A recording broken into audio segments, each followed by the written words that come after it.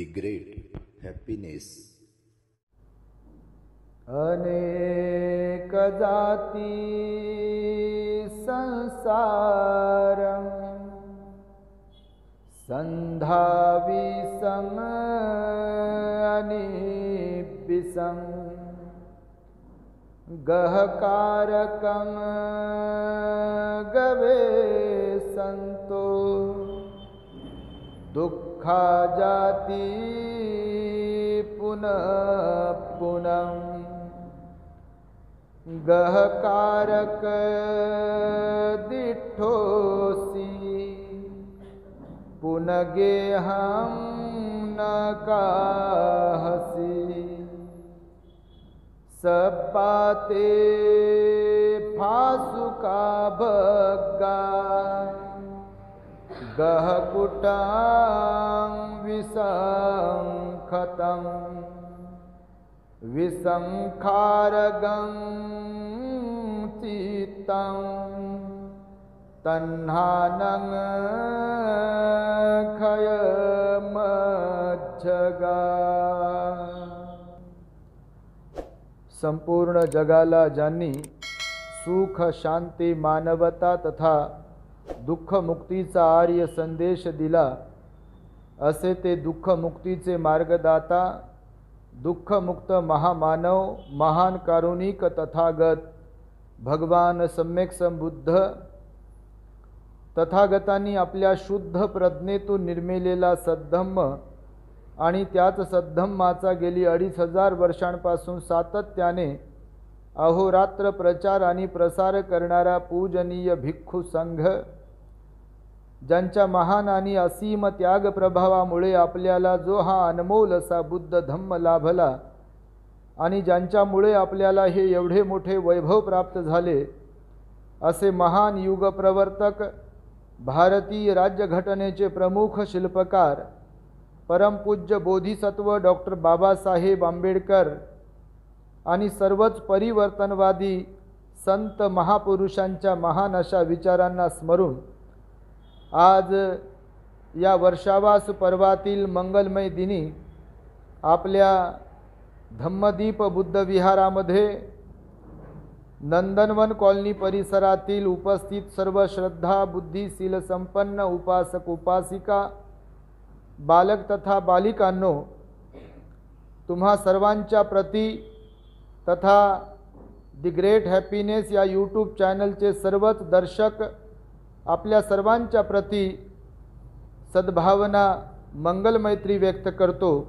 आपण सर्वांनी शांत एकाग्र आणि श्रद्धायुक्त चित्ताद्वारे या अनमोल बुद्धवाणीला आपल्या हित सुखाकरिता श्रवण करावे, ग्रहण करावे।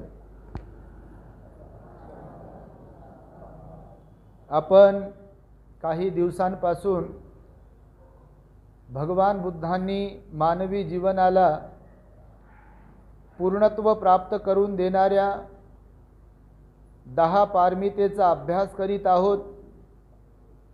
भगवान बुद्धांनी सांगितलेल्या 10 बलांचा आपण अभ्यास करीत आहोत, जे 10 बल आपल्या जीवनाला विशिष्ट दुःखमुक्तीसाठी दिशा देतात, मार्गदर्शक ठरतात।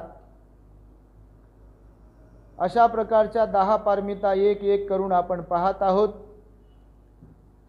आज आपण जी पारमिता पाहणार आहोत ती पारमिता आहे अधिष्ठान पारमिता। ही अधिष्ठान पारमिता जीवनामध्ये अत्यंत महत्त्वाची आहे। प्रत्येकच पारमिता महत्त्वाची आहेत, पण सगळ्या पारमितांचं पालन करण्यासाठी किंवा भगवान बुद्धांनी जो आचरणिक धम्म सांगितलेला आहे त्याला खऱ्या अर्थाने सातत्य ठेवून आचरणात आणण्यासाठी आणि त्या योगे फलप्राप्ती करून घेण्यासाठी जर कोणती पारमिता अत्यावश्यक कामगिरी बजावत असेल तर ती म्हणजे अधिष्ठान पारमिता। एखाद्या विशिष्ट ध्येयपूर्तीसाठी दृढ संकल्प करणे त्याला अधिष्ठान पारमिता म्हणतात. विशिष्ट ध्येयपूर्तीसाठी दृढ संकल्प करणे त्याला अधिष्ठान पारमिता म्हणतात. आर्य अष्टांगिक मार्गामध्ये सुद्धा सम्यक संकल्प सांगितलेला आहे आणि 10 पारमितांमध्ये सुद्धा देखील ही एक अधिष्ठान पारमिता सांगितलेली आहे. तेव्हा अधिष्ठान काय आहे, कोणी अधिष्ठान करायचं असते, कशासाठी अधिष्ठान करायचं असते, त्याचा लाभ कसा होतो आपल्याला जीवनामध्ये, या संदर्भात आपण आता धम्मचर्चा करणार आहोत. हे एक एक अंग जे आपण पाहत आहोत हे दुःख मुक्तीकडे आपल्याला घेऊन जाणारं अंग आहे. मी जे आता मघाशी म्हणालो की सगळ्या धम्माचं शीलाचं आचरण करण्यासाठी सर्वात महत्त्वाची कामगिरी बजावणारी ही अधिष्ठान पारमिता आहे. ती का म्हणून तर आपण बघा, जर त्रिसरण ग्रहण केला आहे, पंचशील ग्रहण केला आहे, अष्टशील ग्रहण केला आहे, विहारात येतो आहे, शिक्षण घेतो आहे, एखादं काम करतो आहे, त्या सगळ्या कामांमध्ये जर सातत्य नसेल, दृढ निश्चय नसेल, तर आपण त्या कामाला मनावर घेऊ शकत नाही. जसं की आषाढ पौर्णिमेच्या दिवशी गेलेल्या 13 तारखेला जेवढे काही भिक्खू आहेत उपसंपन्न, त्या सगळ्यांचं अधिष्ठान असते की एकाच ठिकाणी पावसाळ्याच्या दिवसांमध्ये राहून धम्माचा अभ्यास करायचा, विशिष्ट नियम विशिष्ट तत्वांचं पालन करायचं आहे. वेगवेगळ्या प्रकारचे अधिष्ठान प्रत्येकाचे वेगवेगळे असतात.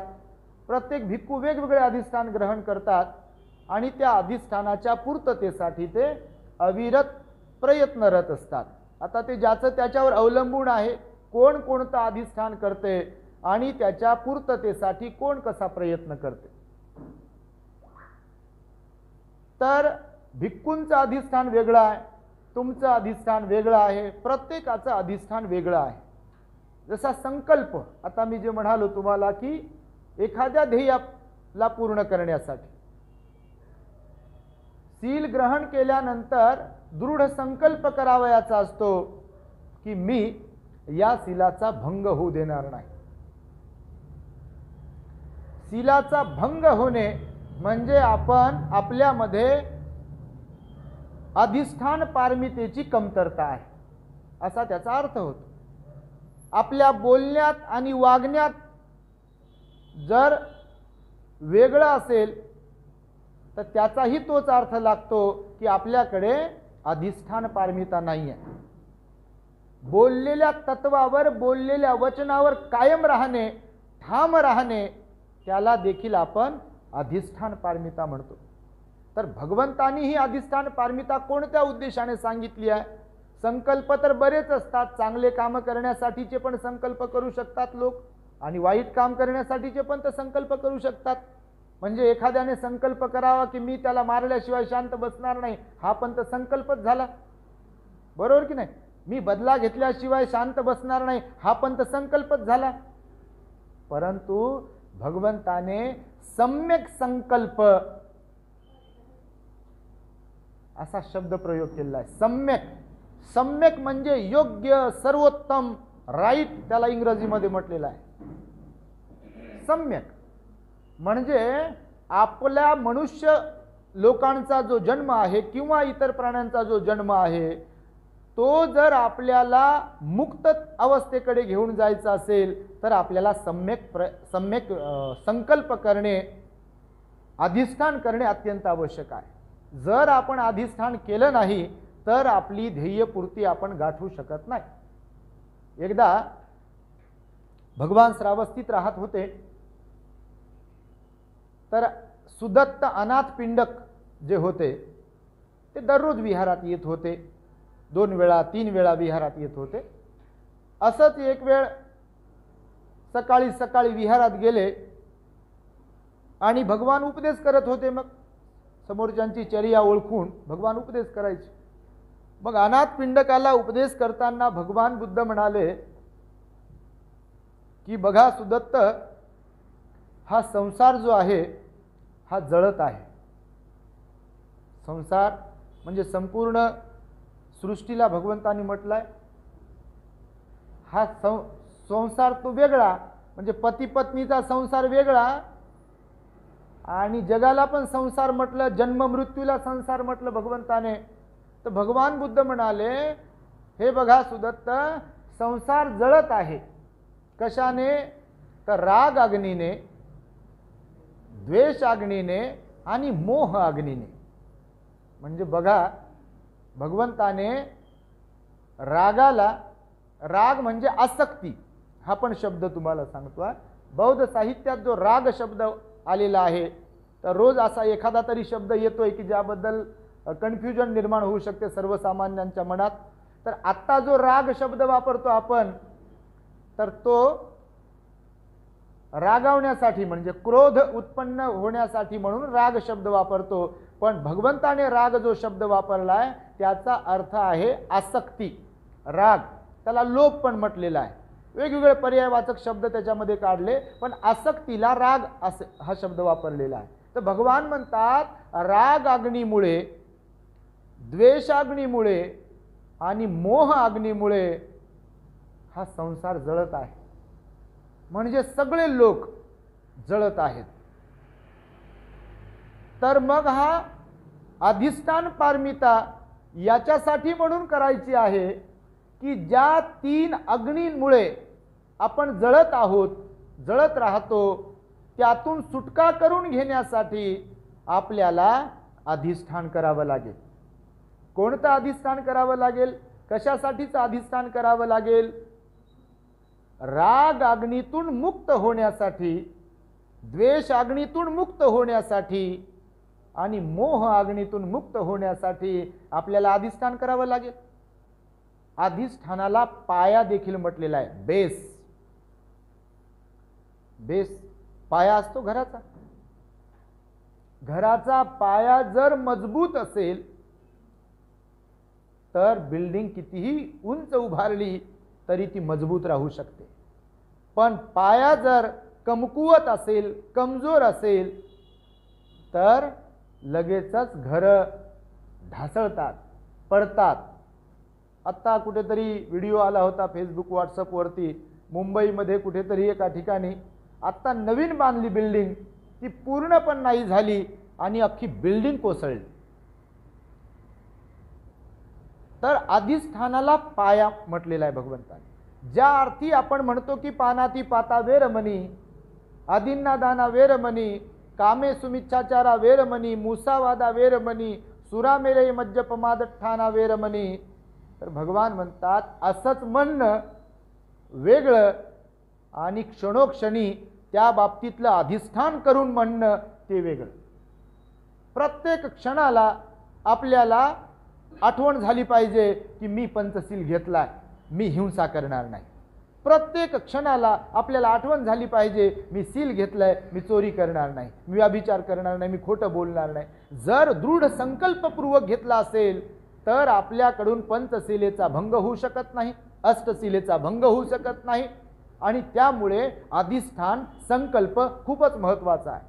त्याचा संदर्भ सर्वात महत्त्वाचा बाबासाहेब बुद्ध आणि त्यांचा धम्मग्रंथात देतात. सिद्धार्थ गौतम 6 वर्षाची खडतर तपश्चर्या करतात उरुवेलेच्या जंगलामध्ये, आणि नंतर सुजाता मातेकडून खीर ग्रहण केल्यानंतर वैशाख पौर्णिमेच्या सायंकाळी रात्री बोधिवृक्षाखाली बसतात. आणि बसताना मग त्या गवताच्या आसनावरती बसताना ते अधिष्ठान करून बसतात, संकल्प करून बसतात, नाही का? काय संकल्प करतात, काय अधिष्ठान करतात की जोपर्यंत माझ्या शरीरामध्ये रक्त असेल, जीव असेल, प्राण असेल, स्नायू असतील, तोपर्यंत माझा जीव जरी गेला तरी काही हरकत नाही, परंतु मी हे आसन मोडणार नाही. आपण जेव्हा ध्यानाला बसतो तेव्हा देखील समाधी मार्गाचा अभ्यास करण्यासाठी, मनशुद्धीचा अभ्यास करण्यासाठी, मनाला निर्मळ, एकाग्र आणि संयमी बनविण्यासाठी, ज्या साधनेचा, अनापानसतीचा, विपස්සनेचा आपण अभ्यास करण्यासाठी बैठक मारत असतो, बसत असतो, तेव्हा देखील आपण अधिष्ठानपूर्वक बसायचं असते. जेव्हा आपण अधिष्ठानपूर्वक बसू तेव्हाच आपण निश्चय पूर्ण करू शकतो, ध्येय पूर्ण करू शकतो. जर आपण अधिष्ठान करून बसलो नाही तर मात्र मच्छर चावला, मच्छर काना जळून गेला, गाडी गेली, आवाज आला, खिडकीचा आवाज आला, मोबाईलचा आवाज आला, मेसेजचा आवाज आला की आपल्याला वाटते आपल्या डोक्यावर कोणी काही टाकलं की काय, आणि मग डोळे उघडून पाहते. असं होते. तर भगवंताने सांगितला त्या अधिष्ठानाच्या वेळेला भगवान म्हणाले, सिद्धार्थ गौतम बोधिसत्व, की जोपर्यंत मला संबोधी प्राप्त होत नाही, जोपर्यंत मला बुद्धत्व प्राप्त होत नाही, तोपर्यंत मी या आसनामधून उठणार नाही. बुद्धत्व प्राप्तीसाठी विचार करा. आता मी जी गाथा म्हणालो खरं तर ते उदान आहे. भगवंताच्या मुखातून जेव्हा सहज काही शब्द निघायचे त्याला उदान म्हटलेलं आहे. बौद्ध साहित्यात पुस्तक आहे त्याच्यावरती, जगदीश काश्यप भंतेजींचं उदान म्हणून. भगवंताच्या मुखातून असे सहज उद्गार जेव्हा निघायचे. बुद्धत्व प्राप्तीनंतर तिथे कोणी नव्हतं. निसर्गाशिवाय, बोधिवृक्षाशिवाय, जमिनीशिवाय, हवेशिवाय कोणी नव्हतं. तेव्हा भगवान बुद्धाने हे उदान काढलेलं आहे. अनेक जाती संसार, जाती म्हणजे जन्म, अनेक जन्मांपासून मी या भवचक्रामध्ये भटकत आलो, परंतु प्रत्येक जन्मामध्ये माझं अधिष्ठान होतं की मला सम्यक संबुद्ध बनायचं आहे. अधिष्ठान प्रत्येक जन्मामध्ये अधिष्ठान होतं सिद्धार्थ गौतम बोधिसत्वाचं, आणि अधिष्ठान पारमिता पूर्ण केल्यामुळे ते तिथे पद्मासनामध्ये बसू शकले. आपण जर अधिष्ठान केलं तर आपण सुद्धा काही करू शकतो, ध्येयपूर्ती करू शकतो. असा जरी व्यावहारिक विचार केला तर बघा, काही काही लोकांचं ध्येय असते, ध्येय गाठण्यासाठी ते अधिष्ठान करतात, संकल्प करतात, आणि संकल्पपूर्तीसाठी लोक अहोरात्र झटतात, परिश्रम करतात आणि आपली इच्छापूर्ती करून घेतात.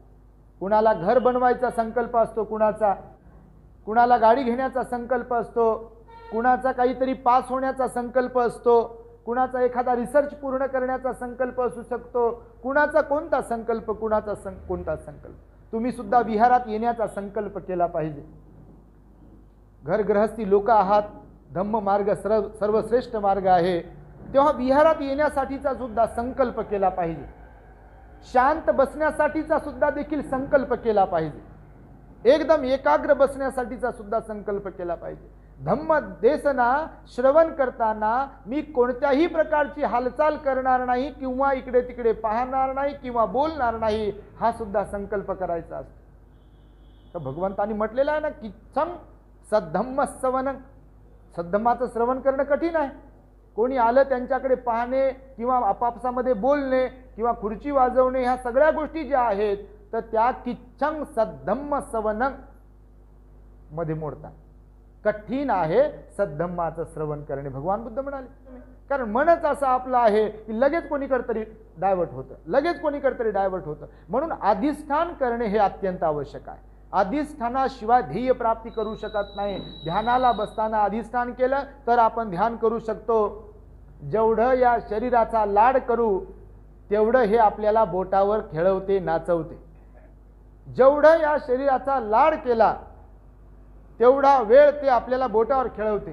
पण जेव्हा आपण शरीराला आपण ऑर्डर देत राहू की डोळे उघडायचे नाही ध्यानाला बसल्यावर, कसं उघडेल ते? अधिष्ठान केल्यावर उघडूच शकत नाही. पण आपण अधिष्ठान करत नाही.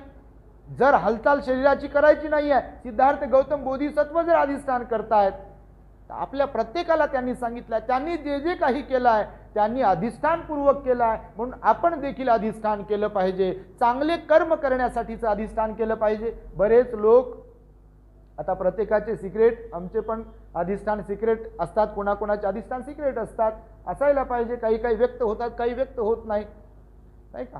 कुणाकुणाला वाटतं सम्यक संबुद्ध जेव्हा होतील, जन्माला येतील, तेव्हा आम्ही जन्माला आलो पाहिजे, भगवंताचे अग्रश्रावक असलो पाहिजे, भगवंताचा उजवा हात डावा हात झालो पाहिजे, भगवंताची सेवा आमच्याकडून घडली पाहिजे. हे सुद्धा अधिष्ठान करायचे असतात. सिद्धार्थ गौतमाने जेव्हा गृहत्याग केला, महाभिनिष्क्रमण केलं ना, तेव्हा महाभिनिष्क्रमण केल्यानंतर जेव्हा यशोधरेला समजलं की माझ्या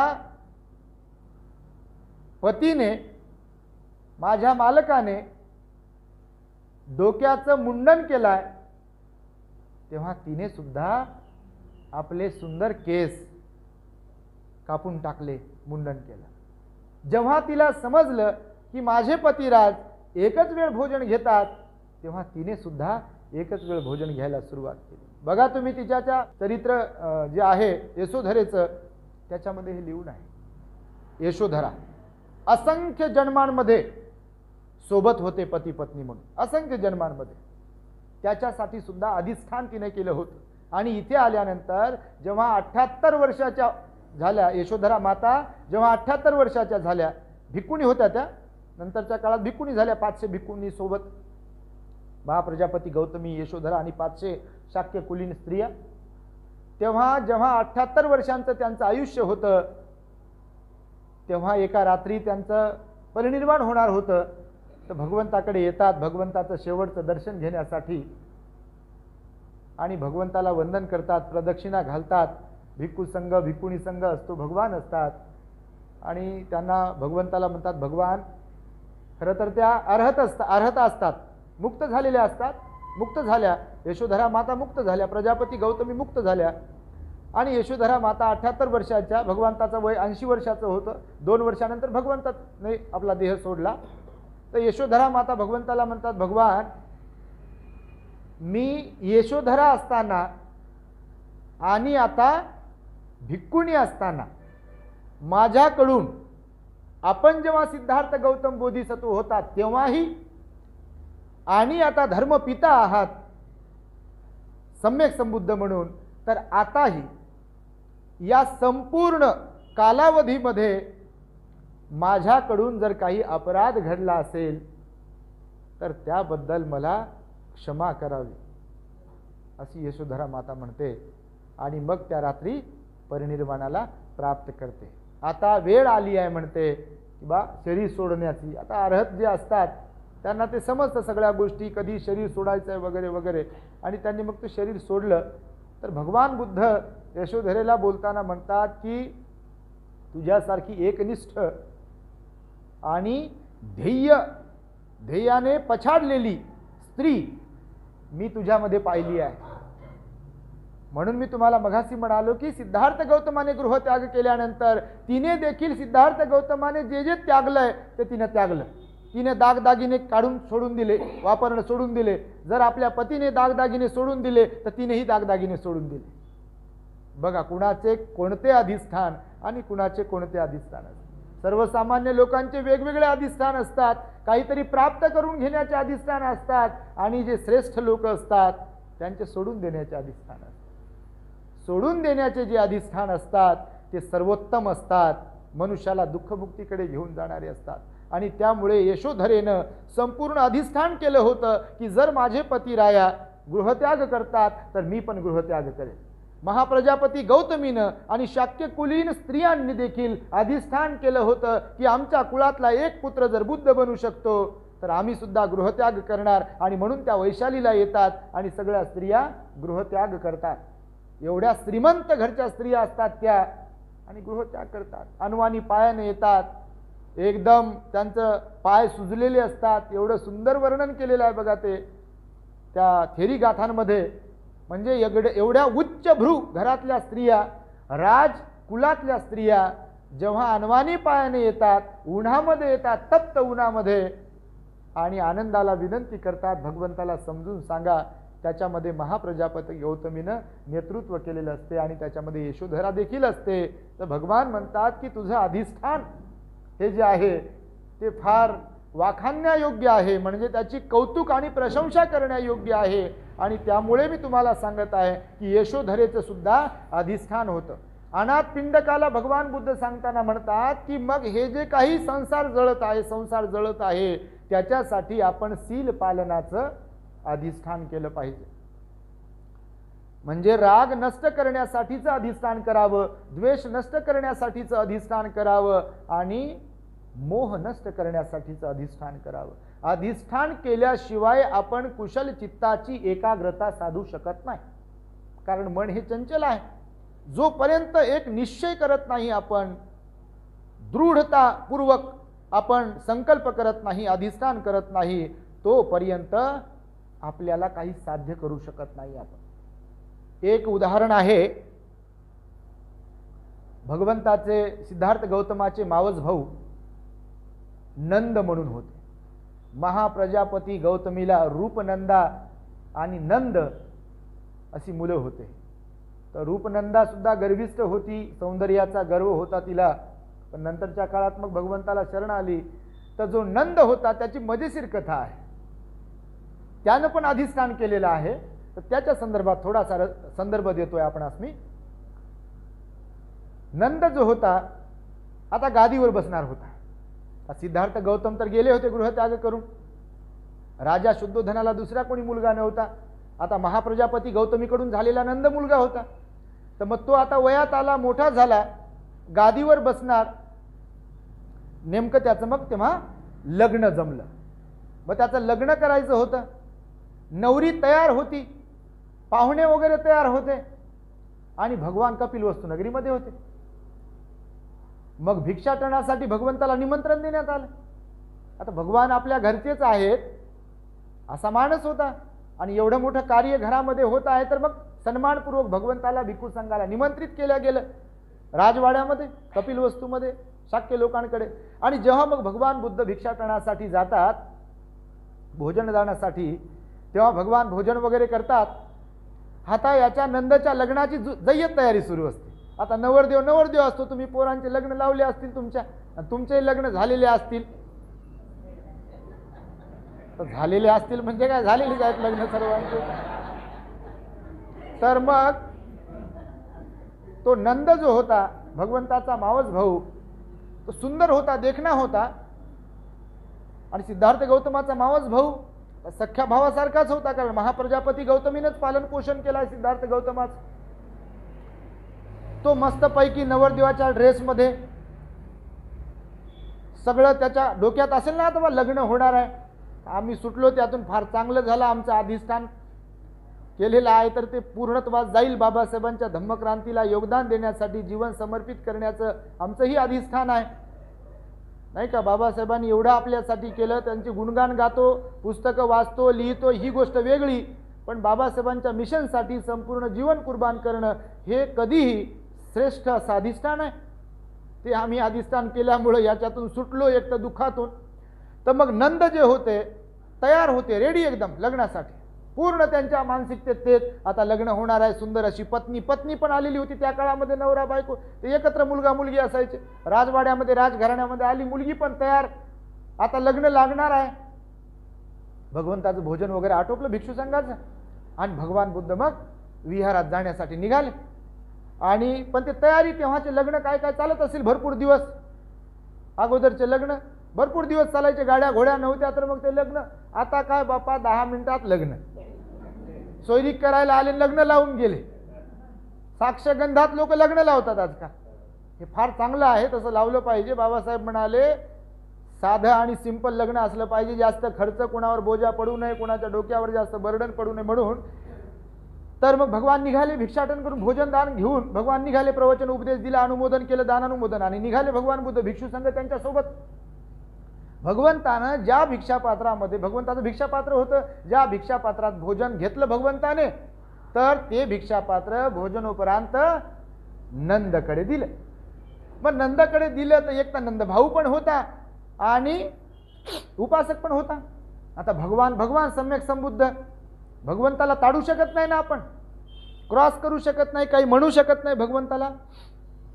मग नंदनं भिक्षापात्र भगवंतानं नंदकडे दिलं आणि भगवान चालले पुढे पुढे. तर नंदला वाटलं पायऱ्या उतरल्या खाली राजवाड्याच्या एकदाच्या भगवंताने की भगवान भिक्षापात्र घेतील आपलं. नंद मनोमन असाच विचार करत होता. पायऱ्या उतरल्या भगवंताने, लागले रस्त्याला. भिक्षापात्र का दे म्हणतच नाही. आता पंचायत झाली ना. आता मोठ्या माणसानं समजा आपल्याला एखादं काही असं सांगितलं वेळेवर किंवा काही पण, तर आपण नाही म्हणू शकत ना. आज्ञाधारी असेल तरची गोष्ट आहे ही. मग नंद निघाले भगवंताच्या पाठीमागे, भगवान पुढं. मग राजवाड्यात संपला, त्याची सीमा संपली राजवाड्याची. नंदला वाटलं बा आता राजवाड्याची सीमा जिथपर्यंत आहे तिथपर्यंत मला घेऊन जातील आणि नंतर भिक्षापात्र मागतील. तर राजवाड्याची सीमा पण संपली. भगवान पुढे, नंद पाठीमागे. म्हणण्याची हिंमत नाही की भगवान घ्या तुमचं भिक्षापात्र, मी जातो घरी, माझं लग्न आहे.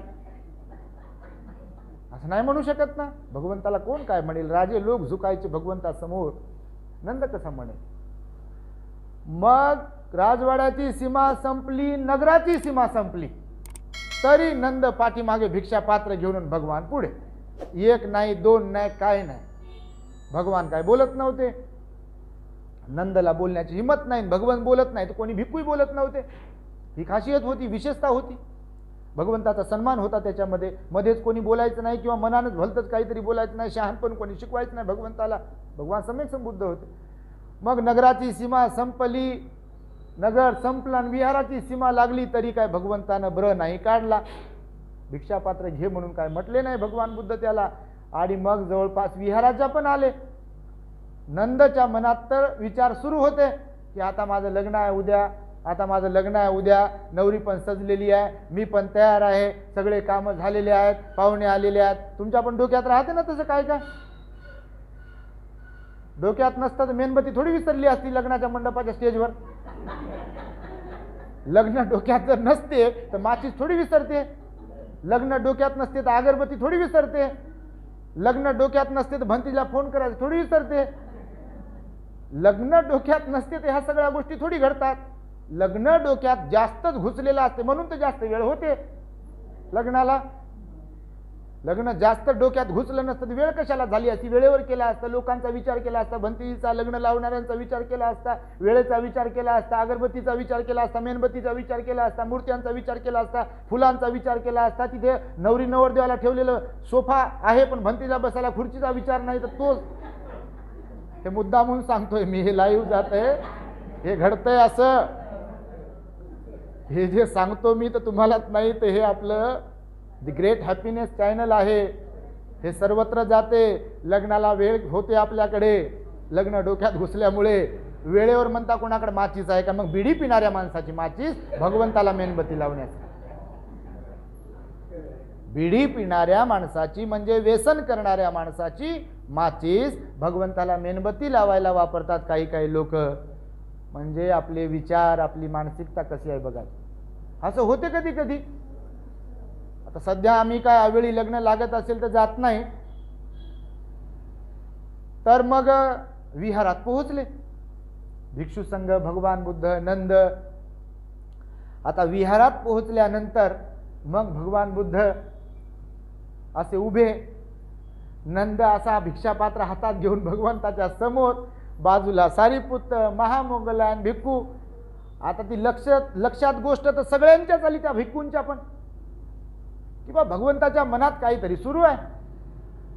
सगळ्यांच्या लक्षात आली. कारण आता नवरदेव इथपर्यंत आणलाय, इच्छा नसताना भिक्षापात्र घेऊन, तर काहीतरी आता होणार आहे. ते भिक्खूंना समजू लागलं, पण नेमकं काय होणार आहे हे समजत नव्हतं. मग भगवंतानं नंदाकडे पाहिलं, सारीपुत्ताकडे पाहिलं, नंदाकडे पाहिलं, सारीपुत्ताकडे पाहिलं. तर सारीपुत्ताला समजलं, अग्रश्रावक होते सारीपुत्त भंतेजी. आणि भगवंतानं सारीपुत्ताकडे पाहिलं, नंदाकडे पाहिलं. नंदाला डायरेक्ट भगवान बुद्ध म्हणाले, नंद भिक्खू होशील का. आता तुम्हाला, आता तुमचं तर गेलं गाडी पुढं, पण कल्पनाच करा फक्त की आता हार टाकायची वेळ आली आणि तुम्हाला जर कोणी म्हणे की भंतेजी होता का, तर पंचायत होईल का नाही. तुम्ही तरी बोलाल हो, तिथं भगवान बुद्ध होते, तिथं नंद काय म्हणेल. तर नंद मुखात बसला. आता भगवंताला नाही म्हणावं तर ती भावाचा, म्हणजे एका अर्थाने भावाचा पण तो अपमान आहे.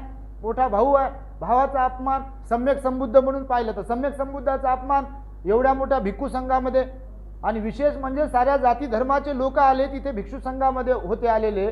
मोठमोठे ज्येष्ठ भिक्खू होते, सारीपुत्र, महामोगलान, ब्राह्मण, क्षत्रिय, वैश्य, शूद्र, व्यापारी लोक आले होते, प्रधान आले होते भिक्खू संघामध्ये.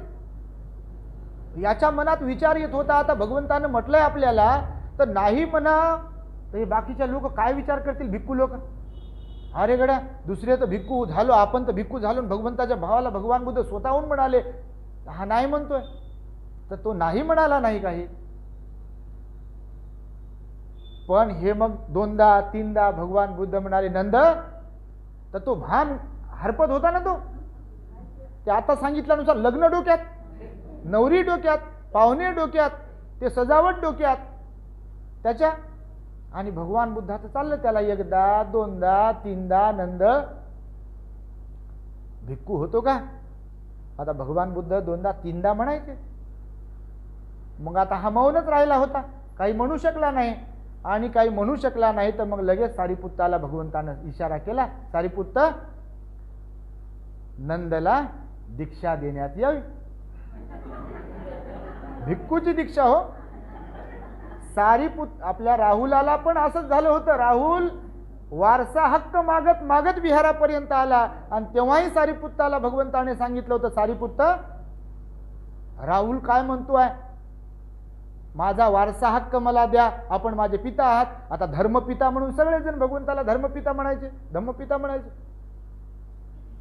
आणि मग राहुलाकडे पाहून आणि सारीपुत्ताकडे पाहून पण असंच घडलं होतं. सारीपुत्ताला भगवंताने सांगितलं होतं, राहुल म्हणतोय वारसा हक्क मागा, आपल्याकडे कोणता वारसा हक्क आहे? तो भिक्षापात्र आहे, चिवर आहे आणि धम्माचं ज्ञान आहे, हाच तर वारसा हक्क आहे आपला. दुसरा कोणता वारसा हक्क? सोनं नाही, चांदी नाही, माणिक नाही, हिरे नाही, मोती नाही, वावर नाही, शेत नाही, काहीच नाही आपल्याकडे. काय आहे आपल्याकडे? तर मग राहुलाला पण अशीच दीक्षा दिली होती, नंदाला पण मग अशीच दीक्षा द्यायला लावली भगवंताने. कडूमुडू तोंड करून आपण औषध जसं घेतो, आंबट कडू औषध, तसं नंदाची इच्छा नसताना बिचाऱ्याला भिक्खू व्हावं लागलं. नाही म्हणू शकला नाही तो, मग झाला भिक्खू. मग अशा कंडिशन मध्ये जर समजा आपल्यावर अशी वेळ आली तर मन लागेल का आपलं? लागत नाही. बघा तुम्ही, बऱ्याचदा आम्ही पाहतो भिक्षू जीवनामध्ये सुद्धा बरेच भिक्षू श्रामणेर असतात. बऱ्याचदा असं होते कधी कधी, कोणी नवखे असतील तर. मग नंद भिक्खू तर झाला, आता भगवंताकडे प्रशिक्षण घ्यावं लागायचं. भिक्खू झाला म्हणजे बस महातेरो झाला आणि जा आता लोकांना आशीर्वाद द्या, असं थोडी आहे. जादू मंत्र थोडी आहे. धम्माचा अभ्यास करावा लागेल, विनयाचा अभ्यास करावा लागेल, सुत्तांचा अभ्यास करावा लागेल, समाधीचा अभ्यास करावा लागेल. अगोदर स्वतःला चांगलं बनवावं लागेल, नंतर लोकांना ज्ञान शिकवता येईल. भगवंताच्या धम्माच्या अशा पायऱ्या आहेत. चिवर अंगावर आलं म्हणजे मी मोठा आहे अशी थोडी गोष्ट आहे. बऱ्याचदा असं कधी कधी होते बघा, माझ्या अंगावर चिवर आहे मग हे असं करा ते तसं करा, मग हे असं आहे ते तसं आहे, मग बसा असं बसा तसं बसा. म्हणजे कॉमन सेन्स पण वापरायचा नाही, स्वतःचं श्रेष्ठत्व दाखवायचं. असं कधी कधी होते. भगवंताच्या काळातही होतं, आजही होईल आणि उद्याही होईल, त्यात काही विषय नाही. स्वभावावर आणि आचरणावर अवलंबून आहे सगळ्या गोष्टी. विद्वान असो नसो, आचरण महत्वाचं हे भगवंताने सांगितलेलं आहे. तर मग नंद भिक्खू झाले, भगवंताकडे राहत होते, परंतु त्यांचं ध्यान सारं लग्नात होतं.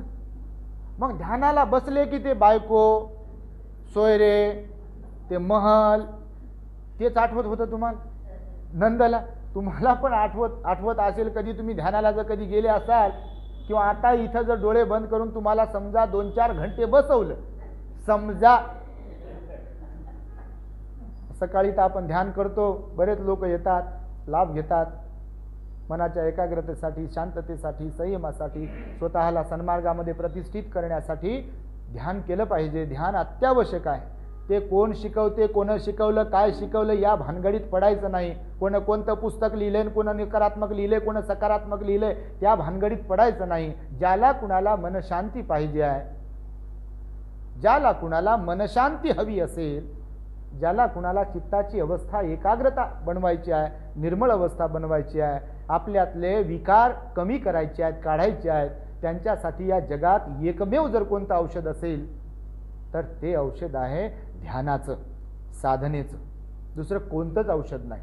कोणी काही बोलत राहू, तो त्यांचा दृष्टिकोन, ते त्यांचं मत. भगवंताची वाणी आहे, भगवंताचा उपदेश आहे, प्रॅक्टिकल शिवाय थोडी होणार आहे. काय भाषणानं लोक मुक्त होतील का? केवळ प्रवचनानं लोक मुक्त होतील का? आता हे नादी लावणं आहे, हे श्रद्धा निर्माण करणं आहे, हे जे चालले आहे थिअरी, हे लोकांच्या मनात श्रद्धा उत्पन्न करणं आहे. ही एवढी तुमची जी संख्या वाढली आहे, तर ही श्रद्धा विकसित होत आहे तुमच्या मनामध्ये की अरे खरंच बुद्धाची वाणी फार चांगली आहे, भंतेजी सांगतात आपण गेलो पाहिजे, तर ही श्रद्धेची गोष्ट झाली. पण मुक्त अवस्थेकडे जर जायचं असेल तर ध्यानाशिवाय दुसरा मार्ग नाही. पण त्यासाठी टर्म्स आणि कंडिशन्स आहेत भगवंताने सांगितलेल्या. तर मग नंद जेव्हा ध्यानाला बसत होते तेव्हा त्यांच्या डोक्यामध्ये ह्या सगळ्या गोष्टी येत होत्या पुन्हा पुन्हा पुन्हा पुन्हा. तुम्ही पण जर बसले तर तुमच्या पण डोक्यात विचार येतात बघा, अरे आता 7 वाजले नसतील का, आणि भंतेजी कधी म्हणतील आशीर्वाद गाथा, आणि कधी एकदाचे उठू, आणि उठून कधी घरी एकदाचे जाऊ, आणि काय तर घरी काहीच नाही. क्षणभर विचार तर करून पहा, खरंच घरी काय आहे आत्ता. तुम्ही सायंकाळचे आहात म्हणून जीवनाची सायंकाळ होत आली तुमची, तर खरंच जर हकीकतमध्ये विचार केला तर काय आहे. तेच ते चेहरे, आणि ते काय बोलणार केव्हा हे आपल्याला माहीत असते. आपल्याला ऐकून घ्यायचं की कसं काय करायचं ते आपल्याला माहीत असते. सगळ्या गोष्टी उजागर असतात. आणि म्हणून तरीसुद्धा ह्या सगळ्या गोष्टी आपल्याला माहीत असल्या तरी देखील तृष्णा, आसक्ती, लालसा त्याच्यामध्ये आपण एवढे गुरफटलेले आहोत. काल मी जसं सांगितलं की ती माशी जशी एखाद्या चिकट पदार्थामध्ये चिपकून बसते, एखादी कातिंग, कोळी आहे, कातिंग असते, ती घर बनवते बघा. अतिशय सुंदर घर असते. तुम्ही जर कधी पाहिलं एखाद्या तुमच्या रूममध्ये वगैरे, जिथे तुम्ही बंद ठेवली आहे रूम, किंवा एखाद्या अडचणीच्या ठिकाणी असं कातीन वगैरे असते बघा, ती घर तयार करते. असं मस्त डिझाईन, एवढी सुरेख डिझाईन बनवते ती. तुम्ही कधी बघितलं तर माणसाला बनवता येणार नाही, नक्षीकाम करणाऱ्या एखाद्या स्त्रीला बनवता येणार नाही, एवढं सुंदर ती घर बनवते. अतिशय बारीक तंतू तिच्या त्या शरीरातून ते बाहेर पडतात त्याच. परंतु तुम्ही हेही पाहिलं असेल की घर तर सुंदर तयार करतेच करते, पण ते घर तयार करून झाल्यानंतर तिला असं वाटते की हे घर मी तयार केलं आहे, माझ्यासाठी तयार केलं आहे. पण तुम्ही साफसफाई करताना पहा, त्या सुंदर अशा घरामध्ये ती मरून पडलेली असते. बघितलं तुम्ही? माणसांचं पण असंच होते. दुसरं वेगळं काय होते माणसांचं? आपण एक घर बनवतो आपल्याला पाहिजे तसं, आणि याला सांग त्याला सांग, त्या घराच्या बद्दल चर्चा कर, अशी अशी तशी तशी काय काय काय काय.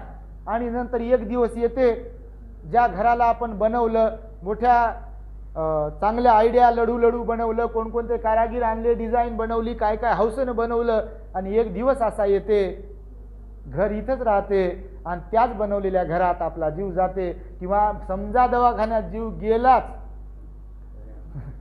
तर घरात आपली आसक्ती राहू नये, आपलं भूत घरात दरवळू नये, म्हणून लोक म्हणतात बापा शेवटचं एकदा. दुसरा काहीच अर्थ नाही हो याचा.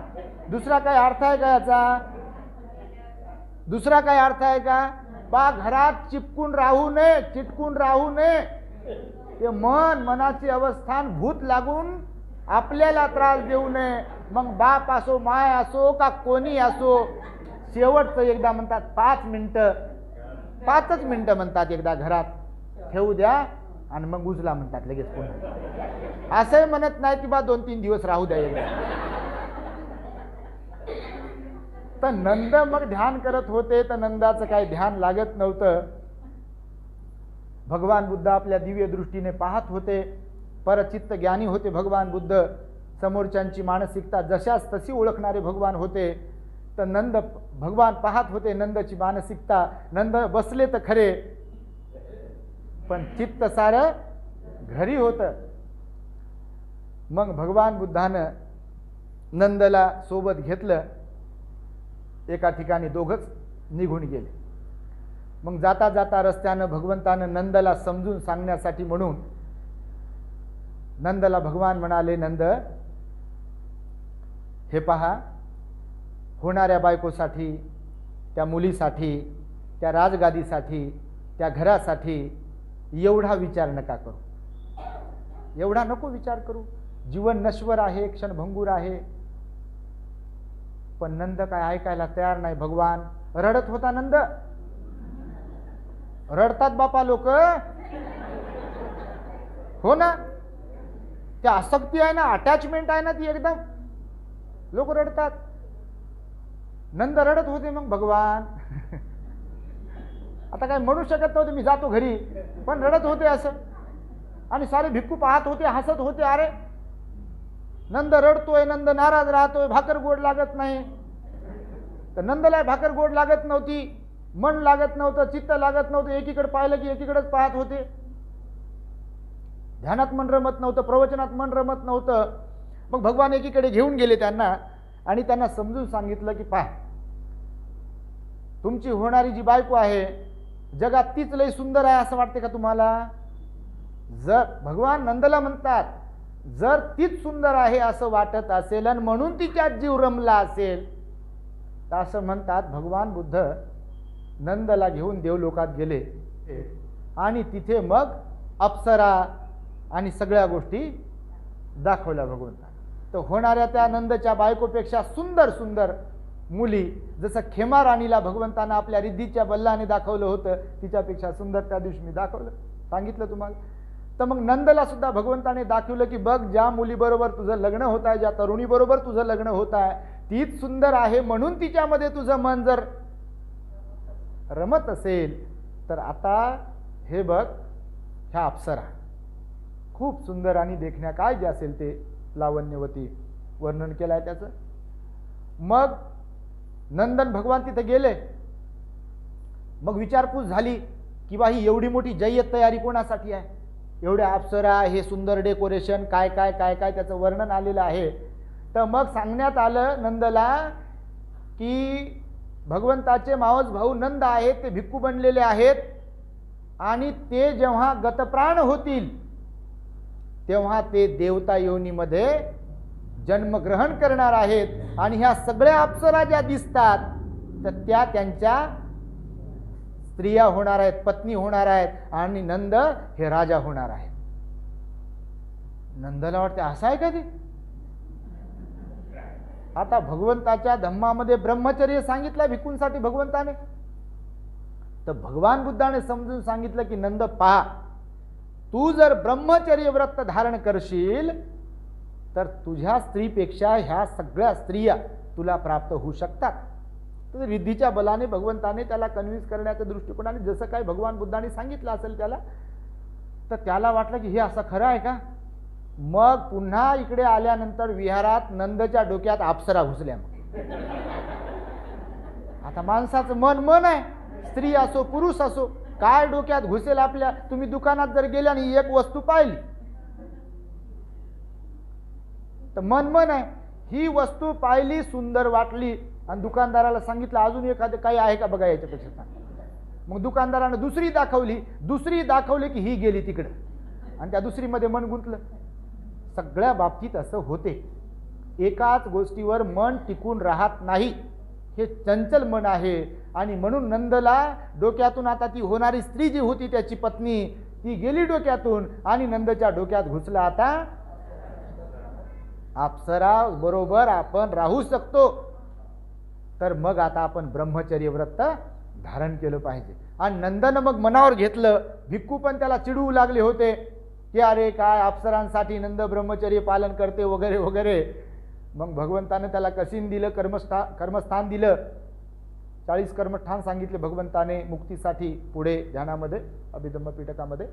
आणि त्यानंतर मग नंद ध्यान करू लागले.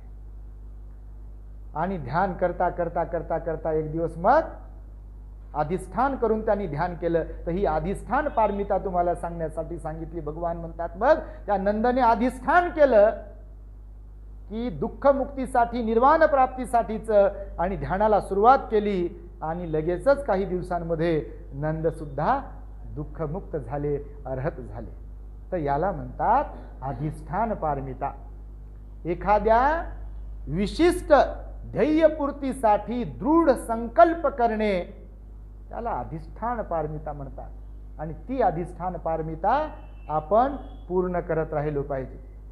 निश्चित राहिलो पाहिजे, आपण ठाम भूमिका घेतली पाहिजे. कोणत्याही एका गोष्टीबद्दल, सील पालनाबद्दल, कुशल कर्म करण्याबद्दल अधिष्ठान असायला पाहिजे. अकुशल कर्म न करण्यासाठी सुद्धा अधिष्ठान केलं पाहिजे. भगवान बुद्ध अधिष्ठान केल्याशिवाय ना दान पुण्य करू शकतो, ना केलं पाहिजे, ना सील पालन केलं पाहिजे, ना करू शकतो, ना ध्यान केलं पाहिजे, ना करू शकतो. अधिष्ठान जर असेल तरच काहीतरी करू शकतो, अन्यथा करू शकत नाही. सम्यक संकल्प म्हणून तर म्हटलाय भगवंताने. तुम्ही बाबासाहेबांना पहा,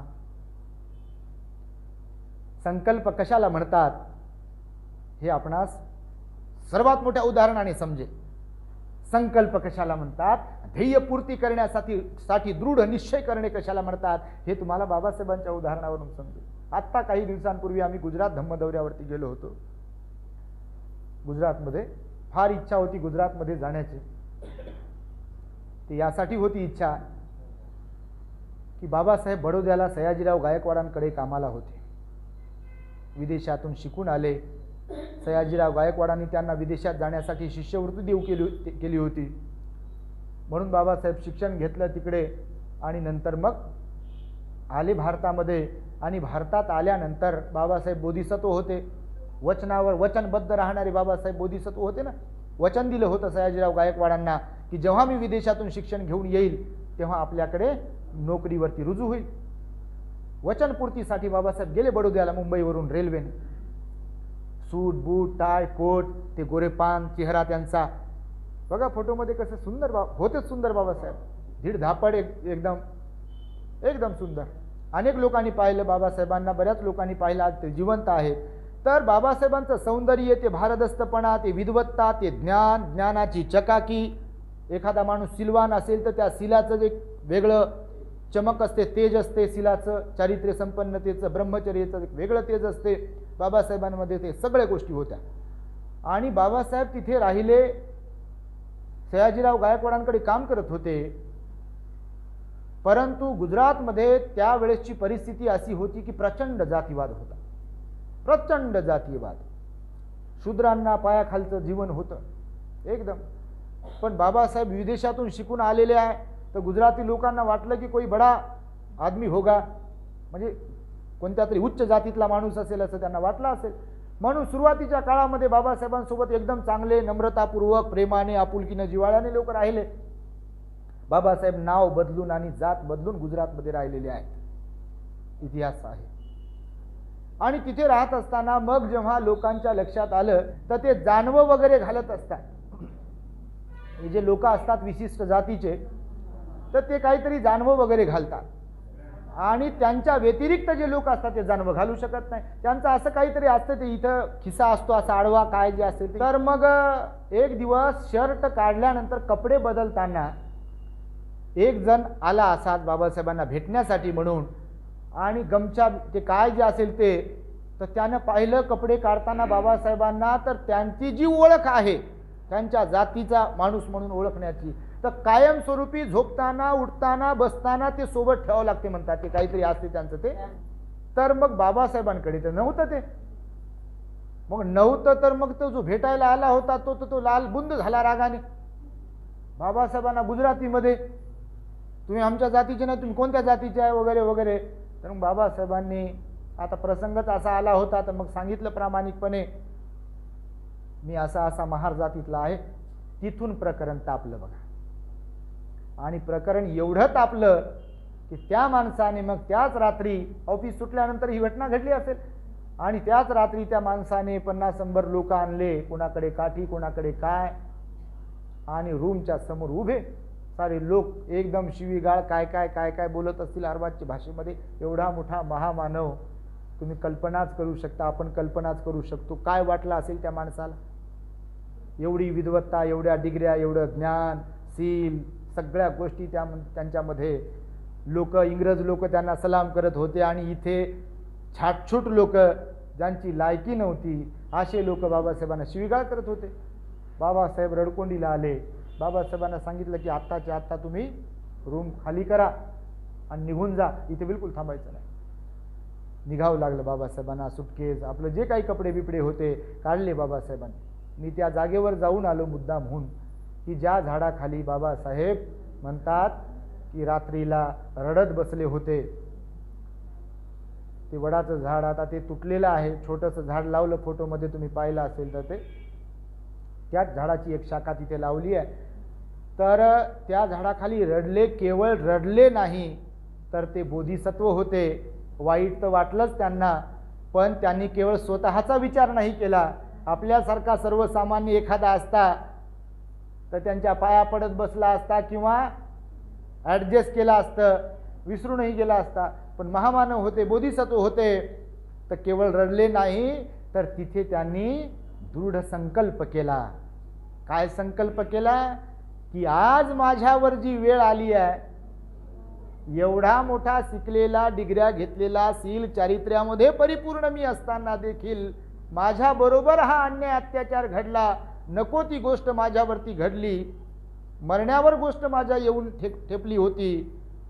असा प्रसंग माझ्या ज्ञाती बांधवांवरती, माझ्या समाज बांधवांवरती कोणावरही असा प्रसंग येऊ नये यासाठी मी काम करेल या भारतामध्ये, आणि हे सगळं मोडीत काढेल. जातीवादाला मी संपवून टाकेल, समतेचं राज्य प्रस्थापित करेल, असा संकल्प, दृढ निश्चय, अधिष्ठान बाबासाहेबांनी त्या गुजरातेमध्ये, बडोद्यामध्ये केलं.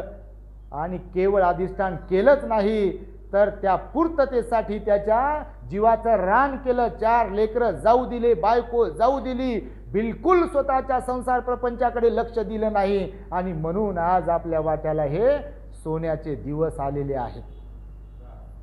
एक महामानव बोधिसत्व दृढ संकल्प करतो आणि इथल्या लाखो करोडो लोकांच्या वाट्याला हे सोन्याचे दिवस आणतो.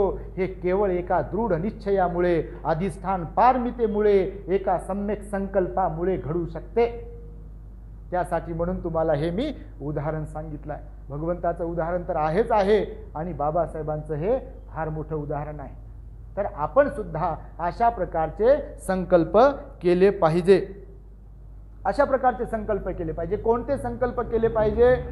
तर शील सदाचाराच्या बाबतीत मी आता मघाशी जे सांगितलं ते संकल्प तर केलेच पाहिजे की मला माझ्या जीवनामध्ये दुःखमुक्त बनायचं आहे, सुखी बनायचं आहे, तर मी शील पालन करत राहील.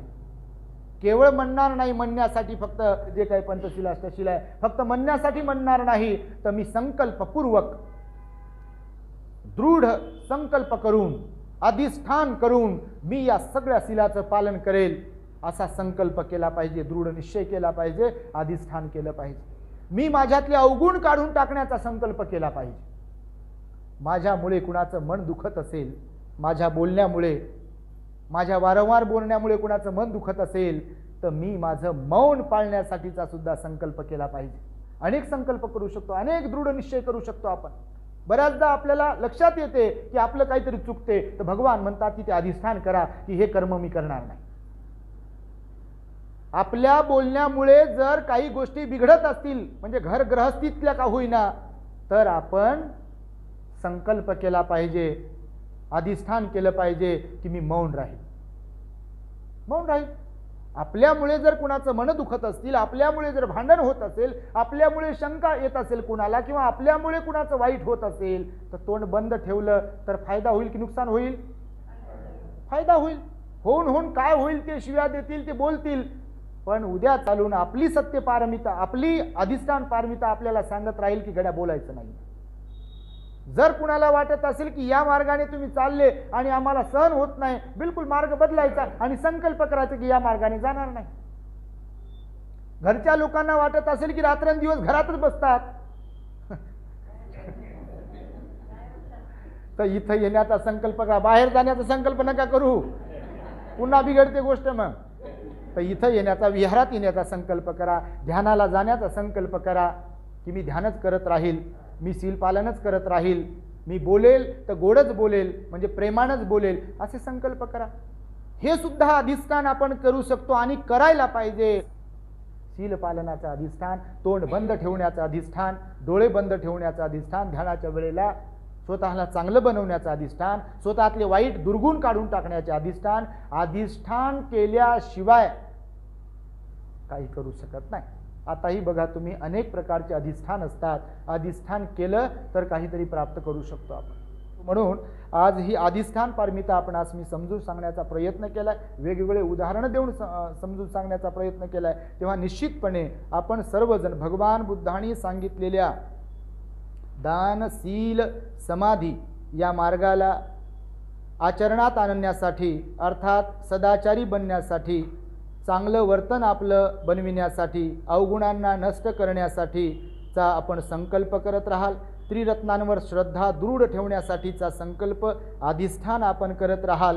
ध्यान करण्याचा अधिष्ठान संकल्प आपण करत राहाल. आणि या अधिष्ठानाच्या योगे आपण जे जे म्हणून काही कुशल कर्म, पुण्यकर्म करीत राहाल, त्या पुण्यकर्माच्या प्रभावाने, बुद्ध धम्म आणि संघाच्या प्रतापाने तुम्हा सर्वांच्या जीवनामध्ये, तुम्हाला मिळालेल्या आयुष्यामध्ये क्षण प्रतिक्षण सुख, शांती, समाधान, आयुष्य, आरोग्य आणि बल प्राप्त होत राहावे, अशा प्रकारची मंगल आणि उदात्त कामना व्यक्त करून मी माझ्या शब्दांना पूर्ण विराम देतो आहे.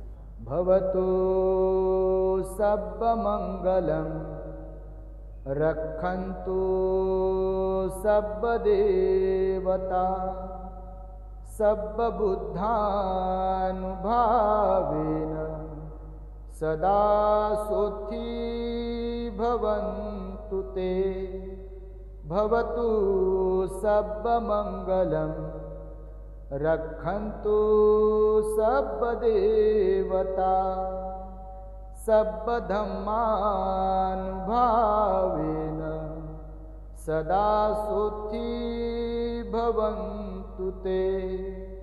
भवतु सर्वमंगलं रक्षन्तु सर्वदेवता सर्वसंघानुभावेन सदा सोथी भवन्तु ते.